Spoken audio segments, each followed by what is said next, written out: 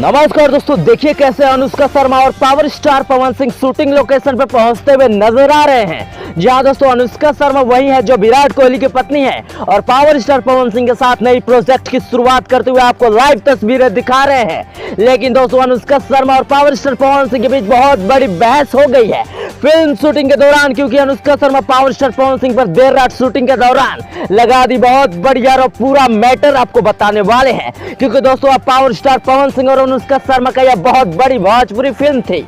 दोस्तों खबरों में आगे बढ़े उससे पहले इस वीडियो को लाइक कर पावर स्टार पवन सिंह को सपोर्ट जरूर करें। देखिए दोस्तों पवन सिंह के साथ शूटिंग से पहले अनुष्का शर्मा ने उनके बारे में क्या कुछ कहा था। And I don't know how that's a talent. Maybe in the law enforcement agencies they might find that a huge talent. जैसे कि दोस्तों आप लोगों ने सुना कि अनुष्का शर्मा बहुत ही ज्यादा खुश है क्योंकि उन्हें पावर स्टार पवन सिंह के साथ काम करने का मौका मिला है। इससे पहले उनके पति विराट कोहली कई बार पावर स्टार पवन सिंह के गाने पर डांस करते हुए नजर भी आए थे, पर यह पहली बार हुआ है कि भारतीय क्रिकेट टीम की पत्नी अनुष्का शर्मा पवन सिंह के साथ इस भोजपुरी फिल्म की शूटिंग कर रही हो।